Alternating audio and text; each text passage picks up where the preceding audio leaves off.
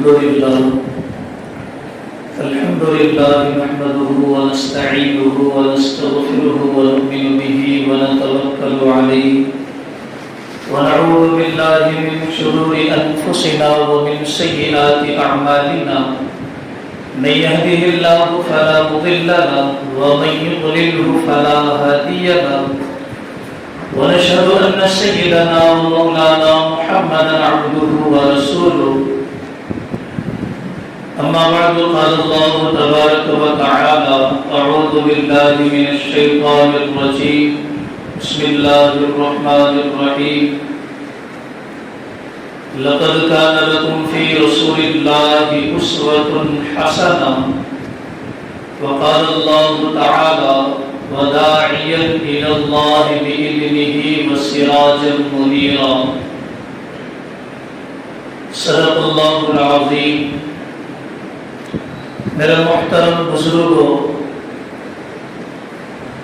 ہم پچھلے 4 جمعہ سے سیرت النبی صلی اللہ علیہ وسلم کو سن رہے ہیں کہ رسول اللہ صلی اللہ علیہ وسلم کی حیات طیبہ کیسے گزری۔ اس جمعہ رسول اللہ صلی اللہ علیہ وسلم کی ہجرت کے متعلق بات کریں۔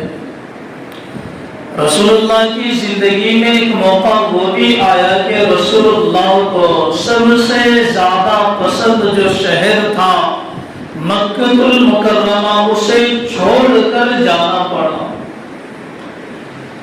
رسول اللہ صلی اللہ علیہ وسلم کو 40 سال کی عمر میں نبوت ملی، یعنی اعلان نبوت 40 سال کی عمر میں ہوا، اور 40 سال کے عمر کے بعد رسول اللہ نے کھلم کھلا دین اسلام کو پھیلانا شروع کیا۔ شروع ہی سے رسول اللہ یہ دیکھ رہے تھے کہ ایمان قبول کرنے والوں کو کیسے ستایا جا رہا تھا۔ حضرت بلال کا واقعہ سامنے ہے، حضرت بلال کو دیکھا کیسے مارا گیا، کیسے ستایا گیا۔ حضرت سمیہ کو دیکھا کتنی اذیتیں تکلیفیں ان کو دی گئی۔ غرض یہ کہ رسول اللہ کے اوپر بھی بہت ساری مصیبتیں تکلیفیں آ رہی تھی۔ رسول اللہ کو تو پہلے سے بتایا گیا تھا کہ آپ کو مکہ چھوڑ کر جانا پڑے گا، ایک موقع ایسا بھی آئے گا کہ مکہ چھوڑ کر جانا پڑے گا۔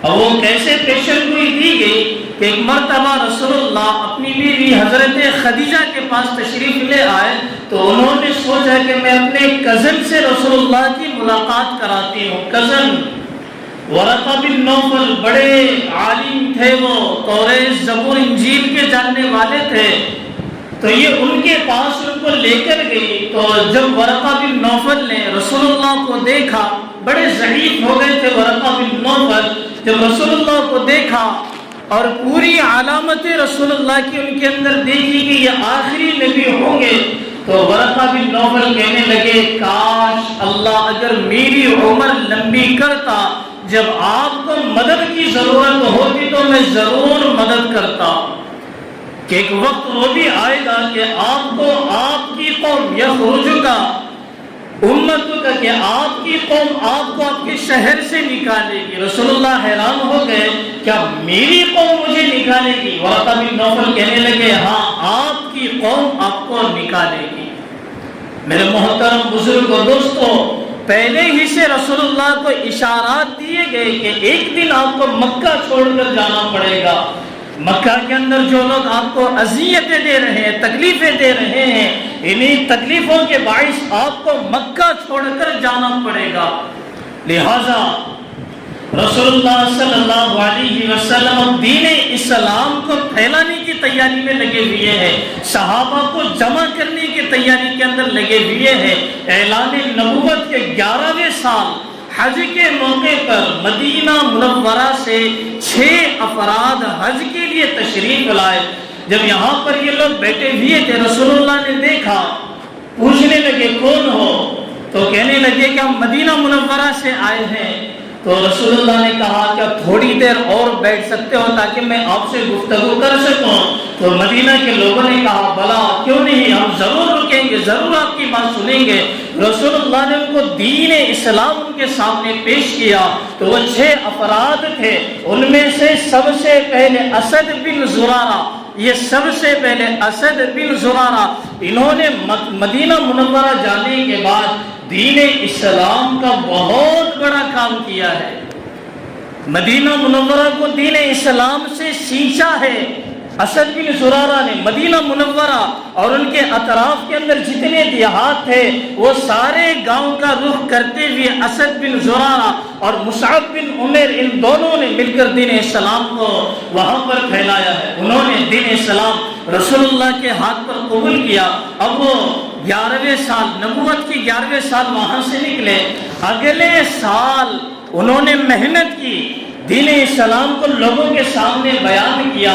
اگلے سال جب وہ آئے تو وہ 12 ہو چکے تھے، گئے تھے یہاں سے 6 دین اسلام قبول کر کے، جب واپس اگلے سال آئے نبوت کے 12ویں سال تو ان کی تعداد 12 ہو چکی تھی۔ جب یہ 12 عقبہ کی گھاٹی کے اندر رسول اللہ سے ملاقات ہوئی، ملاقات ہونے کے بعد یہاں پر رسول اللہ کے ہاتھ پر بیعت کی، جسے بیعت عقبہ بھی کہا جاتا ہے۔ قرآن مجید کے اندر الفاظ موجود ہے یشرکن باللہ ولا یسرقن ولا یزنین ولا یقتلن اولادہن، یہ الفاظ بیعت عقبہ کے اللہ نے نازل فرمائے کہ یہ 12 افراد سردار بن کر مدینہ منورہ لوٹتے ہوئے رسول اللہ سے یہ کہا کہ یا رسول اللہ، ہم نے تو دین اسلام قبول کر لیا، ہمارے ساتھ آپ ایسے ایک شخص کو بھیجے جو قرآن مجید جانتا ہو، ہمیں قرآن مجید سکھا سکے، دین اسلام کے مسائل ہمیں بتا سکے، نماز کے طریقے، نماز کے تمام مسائل ہمیں بتا سکے، ایسے شخص کو ہمارے ساتھ بھیج دیجئے۔ تو رسول اللہ نے مصعب بن عمیر کی جانب اشارہ کرتے ہوئے کہا کہ یہ مصعب بن عمیر ہے، یہ آپ کے ساتھ جائیں گے اور دین اسلام آپ کو سمجھائیں گے۔ میرے محترم بزرگوں، دوستو، نبوت کا 12واں سال ہے اور مصیبتیں اور تکلیفیں آ رہی ہیں، صحابہ بھی پریشان ہیں، کفار مشرکین ہر طرف سے حملہ آور ہے، کوئی موقع جانے نہیں دے رہا کہ کیسے رسول اللہ اور ان کے صحابہ کو کیسے دنیا سے ختم کیا جائے۔ دار الندوہ کے اندر میٹنگیں ہونے لگی، کیا کیا جائے، رسول اللہ کے ساتھ کیا کیا جائے، اللہ کی اطاعت میں آنے والوں کے ساتھ کیا کیا جائے۔ رسول اللہ نے ان چیزوں کو بھاپ لیا۔ اب اللہ کے حکم سے اب ہجرت کا یہاں سے سلسلہ شروع ہوا۔ ایک صحابی کو 15 صحابہ کو ایک صحابی کو ذمہ دار بنا کر اب ہجرت کے طور پر بھیجا گیا، کبھی حبشہ بھیجا جاتا، کبھی مدینہ بھیجا جاتا۔ حضرت ابو بکر پریشان ہیں کہ حضرت عمر کے ساتھ 15 کو بھیجا گیا، جن کے ساتھ ان کو ساتھی بنایا گیا۔ حضرت ابو بکر سوچ رہے ہیں کہ میرا ساتھی کون بنے گا، میرا ساتھی ہجرت کے معاملے میں میرا ساتھی کون بنے گا، پریشان ہے۔ رسول اللہ کے پاس آئے، پوچھنے لگے کہ میرا ساتھی کون بنے گا۔ رسول اللہ نے کہا لا تعجل ابا بکر، گھبرانے کی اور جلدی کرنے کی ضرورت نہیں، آپ کا ساتھی بہت بہترین بنے گا۔ جب دار الندوہ کے اندر میٹنگ ہونے لگی، کفار مشرکین بیٹھے ہوئے ہیں اور شیطان بھی ایک بوڑھے بزرگ کی شکل اختیار کر کے اس میٹنگ کے اندر بیٹھا ہوا ہے۔ لوگ مشورہ دینے لگے کہ رسول اللہ کو ضلع وطن یعنی شہر سے باہر کر دینا چاہیے۔ تو وہ شیطان کہنے لگا کہ نہیں یہ کوئی حل نہیں ہے، اگر ضلع وطن اگر کر دیا گیا تو رسول اللہ وہاں جائیں گے اور وہاں کے لوگوں کو اپنا بنا لیں گے۔ اگر رسول اور مشورہ دیا گیا کہ رسول اللہ کو قید کر دیا جائے، تو وہ شیطان کہنے لگا جو بزرگ کی شکل میں آیا تھا نہیں، اگر قید کر دیا جائے تو اس کی کوئی شرطیں ورتیں نہیں ہوتی، قید بھی نہیں کیا جائے گا۔ تو لوگ دیکھنے لگے بوڑھے کو، ارے یہ تو بڑا عقل مند نظر آتا ہے، تم کیا کہتے ہو کہو۔ شیطان کہنے لگا کہ رسول اللہ کو قتل کر دیا جائے، اور قتل کرنے کے لیے جو تدبیر اختیار کی گئی کہ ہر قبیلے سے ایک شخص آئے گا، ہر قبیلے سے ایک شخص آئے گا، ان کے گھر کا محاصرہ کرے گا، تو قریش جب لڑائی کے لیے آئیں گے تو ہر قبیلے سے نہیں لڑ سکتے، ہاں ایک قبیلے کے 10 افراد ہو تو لڑ سکتے ہیں، لیکن ہر قبیلے سے ایک ایک فرد آئے گا تو رسول اللہ لڑ نہیں سکتے، اس لیے ہر قبیلے سے ایک ایک شخص آئے گا۔ جب ایک ایک شخص کو جمع کیا گیا، رسول اللہ کے گھر کا محاصرہ کیا گیا، گھیر کر بیٹھ گئے، دیکھتے ہیں رسول اللہ کیسے باہر آتے ہیں، جب باہر آئیں گے تو نعوذ باللہ ہم رسول اللہ کو قتل کر دیں گے۔ اسی رات اللہ کا فیصلہ آیا کہ اب آپ کو یہاں سے ہجرت کر کے مدینہ منورہ کی طرف جانا چاہیے۔ رسول اللہ نے حضرت علی کو بلایا اور یہ کہا کہ یہ امانتیں ہیں لوگوں کی، صبح اٹھ کر امانتیں واپس کر دینا، پھر میرے پاس چلے آنا۔ صبح اٹھ کر لوگوں کی امانتیں، جو تلوار لیے ہوئے باہر کھڑے ہوئے ہیں ان لوگوں کی امانت رسول اللہ کے پاس رکھی ہوئی ہے، جو تلوار لیے باہر کھڑے ہوئے ہیں، جو یہ مانتے ہیں کہ رسول اللہ امین ہیں، صادق ہیں، سچے ہیں، امانت دار ہیں، تو یہ جو تلوار لیے ان کی امانت رسول اللہ کے پاس رکھی ہوئی ہے۔ حضرت علی سے کہتے ہیں امانتیں واپس کر دو اور میرے پاس چلے آنا۔ ایک بزرگ فرماتے ہیں حضرت علی کے متعلق، حضرت علی کہنے لگے کہ میں اتنی راتیں گزار چکا ہوں، روزانہ سوتا ہوں، روزانہ رات کو آرام کرتا ہوں، لیکن صبح کو اٹھنے کا بھروسہ نہیں ہوتا، میں اٹھوں گا یا نہیں اٹھوں گا، لیکن جس رات رسول اللہ نے مجھے امانتیں دی ہے، جس رات رسول اللہ نے مجھے امانتیں دی ہے، مجھے یقین ہوگا کہ میں صبح کو ضرور اٹھوں گا اور امانتیں واپس کروں گا، کیونکہ رسول اللہ نے مجھے کہا ہے کہ تم صبح ضرور اٹھو اور یہ امانتیں لوگوں کی واپس کر دو۔ میرے محترم بزرگ و دوستو، تو حضرت علی کو اپنے بستر پر لٹایا اور گھر کے باہر نکلے اور سورہ یاسین کی آیت مبارکہ پڑھی، وَجَعَلْنَا مِن بَيْنِ أَيْدِيهِمْ سَدًّا وَمِنْ خَلْفِهِمْ سَدًّا فَأَغْشَيْنَاهُمْ فَهُمْ لَا يُبْصِرُونَ۔ مٹی اٹھائی اور ان کفار مشرکین کی طرف دے ماری، دونوں کے درمیان ایک دیوار حائل ہو گئی، ایک دیوار حائل ہو گئی، وہ دیکھ نہ سکے، نیند کا غلبہ ہو گیا۔ رسول اللہ وہاں سے نکل کر حضرت ابو بکر کے پاس پہنچا۔ حضرت ابو بکر پہلے سے پریشان کہ میرے ہجرت کا ساتھی کون بنے گا، میں ہجرت کروں گا تو میرا ساتھی کون ہوگا۔ رسول اللہ ان کے پاس آئے اور یہ کہا کہ ہمیں اب ہجرت کرنا ہے، تو حضرت ابو بکر خوش ہو گئے اور خوشی کے مارے آنکھوں سے آنسو نکل گئے۔ حضرت عائشہ فرماتی ہے کہ میں نے پہلی مرتبہ دیکھا کہ انسان خوشی کے اندر بھی روتا ہے، انسان خوشی کے اندر بھی روتا ہے۔ حضرت ابو بکر کو لیا، اٹھایا، حضرت ابو بکر نے 2 اونٹنیاں ان کے سامنے پیش کی، رسول اللہ کے سامنے، رسول اللہ میں نے اپنی ہجرت کے لیے 2 اونٹنیاں تیار کی ہے، جو بڑی موٹی تازی، ان کو کھلا پلا کر میں نے بڑا اچھا عمدہ اور موٹی تازی ان کو بنایا ہے۔ رسول اللہ نے دیکھا، خوشی کا اظہار کیا، تو کہا اس کا ہدیہ کیا ہے؟ تو حضرت ابوبکر نے کہا کہ نہیں، یہ میری جانب سے ہدیہ ہے۔ رسول اللہ نے کہا یہ مبارک سفر ہے، اس میں میرا بھی مال لگنا چاہیے۔ تو اس موقع پر رسول اللہ نے 400 درہم دیا، رسول اللہ نے 400 درہم دیے۔ پھر سامان باندھنے لگے، رسول اللہ کے بھی سامان باندھا گیا۔ حضرت ابوبکر نے اپنا گھر کا سارا سامان باندھ لیا، اور باندھنے کے دوران حضرت اسماء، حضرت ابوبکر کی بیٹی، حضرت اسماء حضرت ابوبکر کی بیٹی، کوئی رسی نہیں مل رہی تھی تھیلے باندھنے کے لیے، تو حضرت اسماء نے اپنا دوپٹہ نکالا اور اس کے 2 ٹکڑے کیے، ایک کا پھر سے دوپٹہ بنا لیا اور ایک کی رسی بنا کر تھیلوں کو باندھنے لگی۔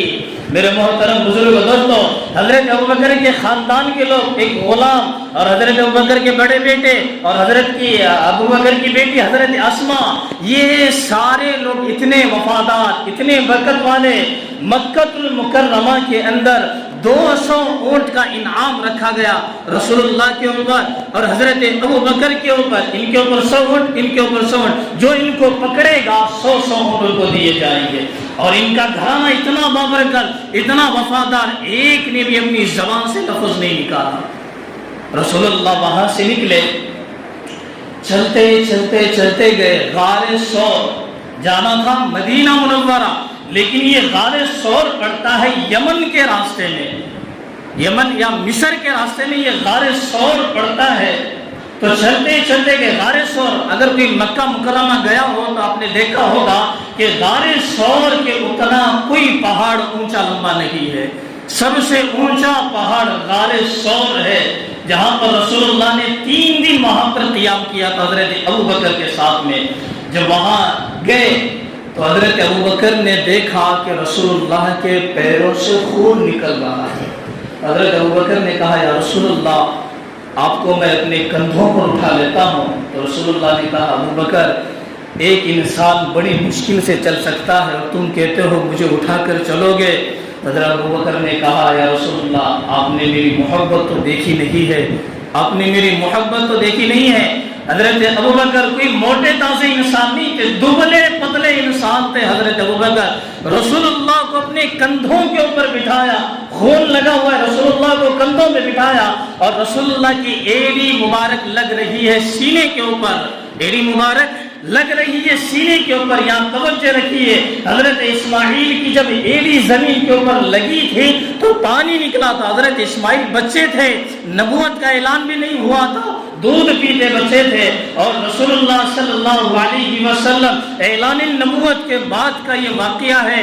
رسول اللہ کی ایڑی مبارک سینے کے اوپر، دل کے اوپر لگی ہے، تو ذرا سوچو ایمان کے اعتبار سے ابوبکر کتنا پختہ ہوگا، ایمان کے اعتبار سے حضرت ابوبکر کی کیا اعلیٰ اور عمدہ شان ہوگی اللہ کے نزدیک کہ رسول اللہ کی ایڑی مبارک حضرت ابوبکر کے سینے کے اوپر لگی ہو۔ جب غار کے پاس پہنچے یہ دونوں اصحاب، حضرت ابوبکر پہلے اندر داخل ہوئے، حاکم کی حیثیت سے نہیں بلکہ خادم کی حیثیت سے اندر داخل ہوئے، دیکھا کہ بہت ہی صاف صفائی کی ضرورت ہے۔ حضرت ابوبکر نے سارا کچرا باہر کر دیا، صاف صفائی کی، بہت سارے سوراخ تھے، اپنے جسم کے اوپر جو چادر تھی، جو کپڑے تھے، اسے پھاڑ پھاڑ کر ٹکڑے کر کے اس کے سوراخ بٹھانے لگے۔ ایک سوراخ بچ گیا، وہاں پر اپنی ایڑی رکھ دی اور بیٹھ گئے، اور رسول اللہ کو کہا کہ آپ اندر تشریف لا سکتے ہیں۔ رسول اللہ آئے، بیٹھے اور حضرت ابوبکر کی مانڈی کے اوپر اپنا سر رکھ کر آرام کرنے لگے۔ اس سوراخ کے اندر ایک سانپ بیٹھا ہوا تھا، اس نے حضرت ابوبکر کو ڈسا، کاٹا۔ یہ کوئی سوئی کی بات نہیں یا کوئی کاٹے کی بات نہیں، یہ سانپ کے ڈسنے کی بات ہے۔ ہم کتابیں اٹھا کر دیکھیں، لوگ کہتے ہیں، ڈاکٹر کہتے ہیں کہ سانپ جب کسی کو کاٹتا ہے، زہریلا سانپ ہو تو انسان کے جسم کا خون جمنے لگ جاتا ہے، گاڑھا ہونے لگتا ہے، اور وہ بھی زہریلا سانپ تھا۔ حضرت ابوبکر کو ایک مرتبہ کاٹا، 2 مرتبہ کاٹا، 3 مرتبہ کاٹا، حضرت ابوبکر نے اف نہیں کیا۔ جب جسم کا خون گاڑھا ہونے لگا تو درد کے مارے حضرت ابوبکر رونے لگے اور ان کے آنسو رسول اللہ کے چہرے کے اوپر گرنے لگے۔ حضرت رسول اللہ اٹھے، پوچھا یا ابوبکر لماذا یا ابوبکر، ابوبکر تجھے کیا ہوا ہے؟ تو حضرت ابوبکر نے کہا کہ سانپ نے ڈس لیا ہے۔ تو اس موقع پر رسول اللہ کا یہ معجزہ دیکھ لیجئے کہ رسول اللہ نے اپنا لعاب دہن حضرت ابوبکر کے پیر کے اوپر لگایا، سارا درد وہیں ختم ہو گیا۔ میرے محترم بزرگ دوستو، یہ غار کے اندر پہنچے 2 اصحاب، اور ادھر قریش ہے، ادھر کفار مکہ پریشان ہیں کہ رسول اللہ گئے کہاں پر۔ گھر کے اندر دیکھا، بستر سے تو حضرت علی اٹھ رہے ہیں، گئے کہاں پر؟ ابو لہب بھی موجود ہے، ولید بن مغیرہ بھی اس کے اندر موجود ہے، ابی بن کعب، امیہ بن کعب، یہ بھی امیہ بن خلف، یہ بھی وہاں پر موجود ہے، پریشان ہیں، ان کو تو ہمیں نعوذ باللہ قتل کرنا تھا، یہ تو غائب ہے، کہاں چلے گئے؟ تو ڈھونڈنے کی شروعات حضرت ابوبکر کے گھر سے کی گئی۔ پوچھا حضرت اسماء سے، ابو لہب نے تماشا مارا، حضرت اسماء کو پوچھا کہ تیرا باپ اور رسول اللہ کہاں گئے؟ تو حضرت اسماء نے کہا جانا، جہاں پر جانا تھا وہاں چلے گئے۔ 2 الفاظ کے اندر جواب دیا انہوں نے، صرف جہاں جانا تھا وہاں چلے گئے۔ حضرت ابو لہب نے پھر کہا کہاں گئے ہیں؟ جہاں جانا تھا وہاں چلے گئے۔ 2 الفاظ کے اندر جواب دے دیا حضرت اسماء نے۔ وہ سمجھ گئے کہ یہاں سے کچھ نہیں ملے گا، یہ وفادار، یہ محبین رسول ہے، یہاں سے ہمیں کچھ نہیں ملے گا۔ کھوج کرنے والوں کو بلایا گیا جو قدموں کے نشانات دیکھ کر پہچان سکتے ہیں کہ ہاں کس طرف گئے ہیں، ویسے دیکھ کر ان کو بلایا گیا۔ बुलाने के बाद उनको निशानात बताए गए, देखो इसे और बताओ हमें ये किस तरफ गए। तो शुरुआत की गई हजरत अबू बकर के घर से। देखा कि दो इंसान के कदम वहां पर है। देखा दो इंसान के कदम, एक तो रसूलुल्लाह के कदम जो उनके घर से आ रहे थे, दूसरे कदम हजरत अबू बकर के जो उनके घर से जा रहे थे। तो उनके निशानात कदम को देखते देखते देखते देखते जब चलते गए, एक जगह पर रुक गए। वो जो खोज करने वाला था वो सर पर हाथ रखकर बैठ गया। देखा कि अब तो मेरा इल्म अब यहाँ पर जवाब दे गया। मैं देख रहा हूँ कि दो इंसान के कदम आ रहे हैं, दो इंसान के कदम आ रहे हैं, लेकिन ये जगह ऐसी है यहाँ पर एक ही इंसान के कदम आगे जा रहे हैं। एक इंसान कहाँ चला गया? आसमान खा गया, जमीन निकल गई, आगे भी नहीं गया, पीछे भी लौट कर नहीं गया, सिर्फ एक इंसान के कदम आगे जा रहे हैं। तो वो बैठ गया। अबू लहब ने पूछा क्या मामला? तो कहने लगा ऐसा ऐसा मामला है। तो अबू लहब ने कहा कि हमने तुझे पैसे देकर हायर किया है, तेरा इल्म जब जवाब दे गया तो कौन बता सकता है? तो अबू लहब ने एक तमाचा उसे मारा और ये कहा कि हट जा, अब मैं बताता हूँ कि इसके आगे क्या हुआ होगा। तो अबू लहब ने पूछा कि ये जो पैरों के निशानात जो एक इंसान के हैं आगे जा रहे हैं, या हजरत खदीजा के घर से ये आ रहे हैं या अबू बकर के घर से ये आ रहे हैं? तो उस खोज करने वाले ने कहा कि ये दारे अबू बकर से आ रहे हैं। तो अबू लहब फौरन समझ गया, मलऊन अबू लहब फौरन समझ गया कि हाँ इस जगह से अबू बकर ने रसूलुल्लाह को अपने कंधों पर उठाकर आगे लेके गए। मेरे मोहतरम बुजुर्ग दोस्तों, रसूलुल्लाह को जो हिजरत का सफर है दीन इस्लाम के खातिर, पहले सहाबा को भेजा, फिर खुद सफर हिजरत करके मदीना मुनव्वरा गए हैं। जब ये लोग उस निशानात को देखते देखते गार के पास जब पहुंचे तो वहां पर क्या देखते हैं कि मकड़ियों ने पहले से जाला वहां पर तैयार कर रखा है। हजरत अबू बकर ने सफाई की थी, जैसे ही वो लोग अंदर गए मकड़ियों ने वहां पर जाला कर दिया, कबूतरी ने सामने अंडे दे दिए। तो वो खोज करने वाला धारे शोर के सामने खड़ा होकर ये कहता है कि वो तो असहाब जो हिजरत करके निकले वो इस गार के अंदर गए हैं। तो वलीद बिन मुगीरा वहां से चिल्ला कर कहने लगा कि तू पागल हो गया है, हमने तुझे पैसे देकर हायर किया है कि मैंने बाप दादा के जमाने से देखा है कि मकड़ी ने यहाँ पर जाला बनाया है, कबूतरी ने यहाँ पर अंडे दिए हैं, तो ये दो असहाब यहाँ अंदर कैसे जा सकते हैं? जब हजरत अबू बकर रसूलुल्लाह गार के अंदर है तो हजरत अबू बकर ने उनके पैरों को देख लिया। गार कैसी है, खड़े होकर इंसान गार के अंदर नहीं जा सकता, वो ऐसे बनी हुई है, ऐसे बनी हुई है। तो खड़े होकर, नीचे से सुराख है, नीचे से देखना पड़ेगा, तो खड़े होकर इंसान नहीं देख सकता।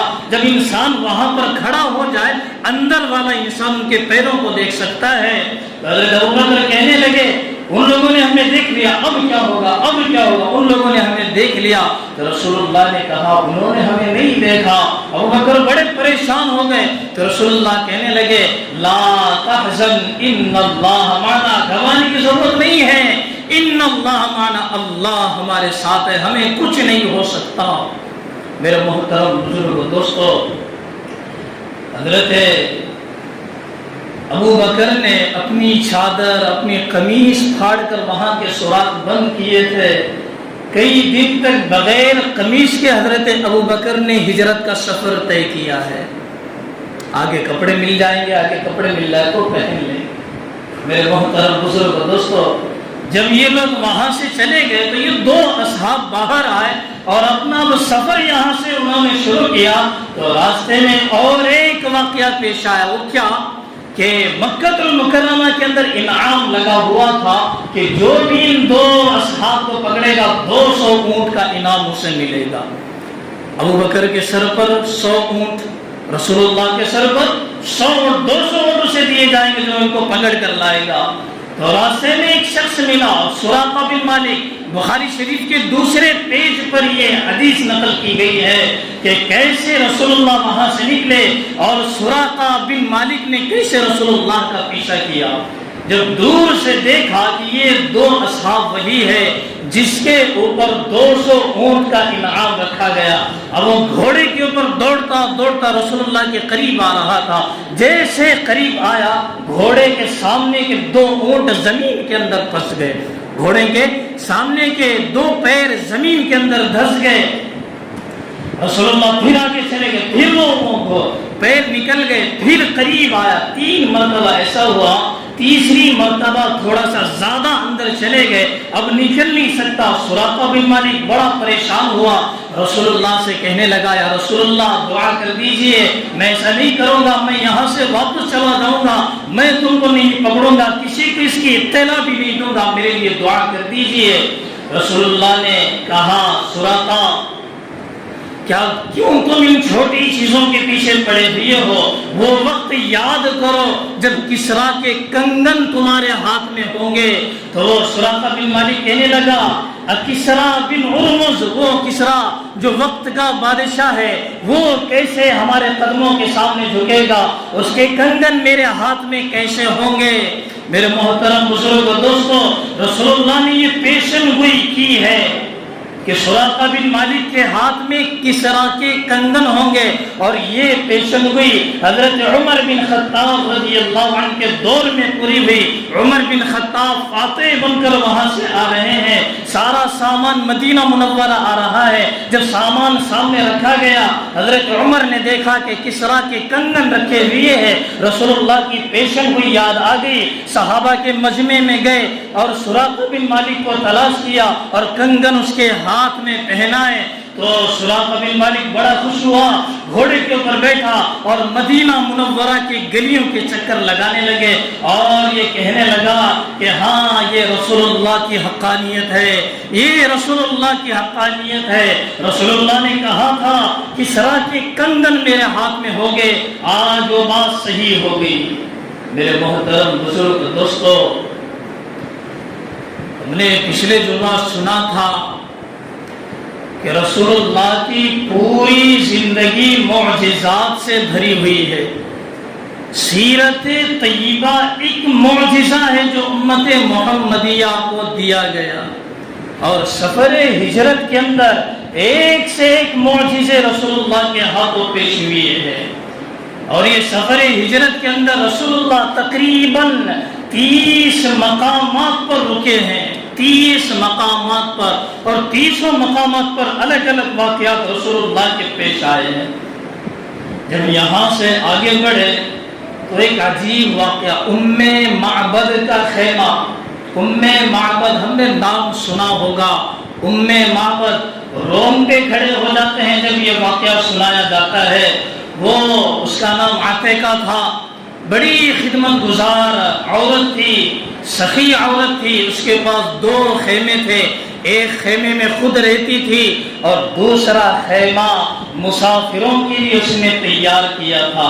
اس نے جو رسول اللہ کا جو حلیہ بتایا ہے کہ رسول اللہ کا چہرہ ایسا تھا، رسول اللہ کے بال ایسے تھے، رسول اللہ کا قد ایسا تھا، چلتے ایسے تھے، بات کرتے تو لوگ کیسا سنتے تھے، خاموش ہو جاتے تو کیا ہوتا، یہ سارے حلیہ رسول اللہ کا ام معبد نے بیان کیا ہے۔ میرے محترم بزرگ و دوستو، اگر وقت ہوتا تو ہم ضرور بیان کرتے۔ ایک عجیب واقعہ پیش آیا وہاں پر جو کہ ایک معجزہ ہی ہے رسول اللہ صلی اللہ علیہ وسلم کا۔ میرے محترم بزرگ و دوستو، سیرت نبی صلی اللہ علیہ وسلم سننا سنانا صرف کانوں کو مزہ دینا نہیں ہے، کانوں کو سکون دینا نہیں ہے، دلوں کو فرحت بخشنا مقصود نہیں ہے، بلکہ اس سے عبرت لینے کی ضرورت ہے کہ ہاں واقعتاً رسول اللہ نے بڑی مشکلات کا سامنا کیا ہے۔ ہاں واقعتاً رسول اللہ نے اپنے پسندیدہ شہر کو چھوڑ کر دوسرے شہر کا رخ اختیار کیا ہے دین اسلام کے